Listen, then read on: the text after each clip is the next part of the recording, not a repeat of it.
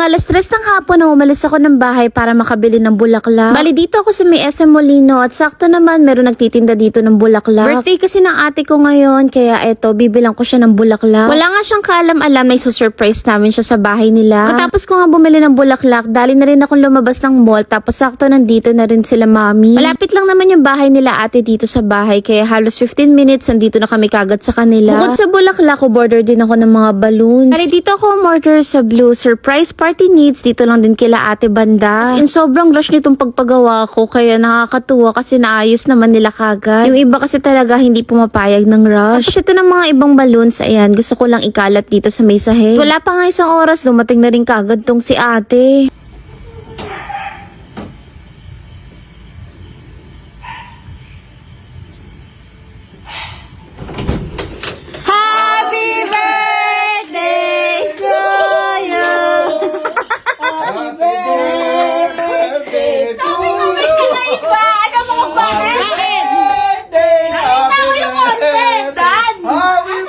At ayun na nga, failed yung surprise namin kasi una nakalimutan kong ilak yung pinto nila. Pangalawa, nakita niya yung pinagtaguan namin ng sasakyan. O diba, nakakainis, sobrang failed. Pero mukha naman na-appreciate niya pa rin.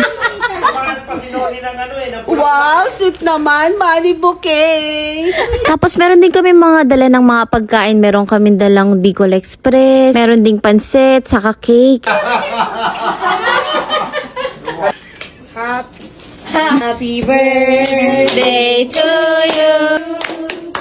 Happy birthday to you. Happy birthday to you.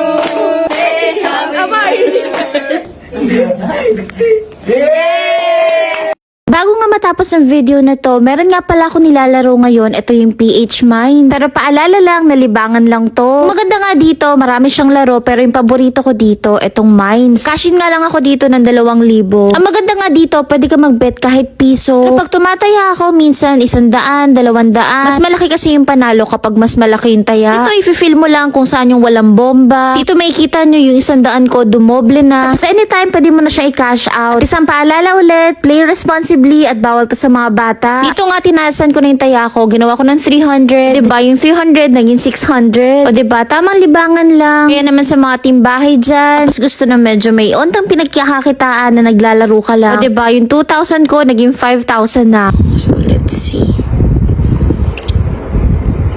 Yun. Ayan na o diba? 5,000 na, kaninang 2,000 lang. Mali, paalala lang, bawal to sa mga bata at syempre play responsibly naman. Ayun na, i-share ko lang naman. Ingat kayo.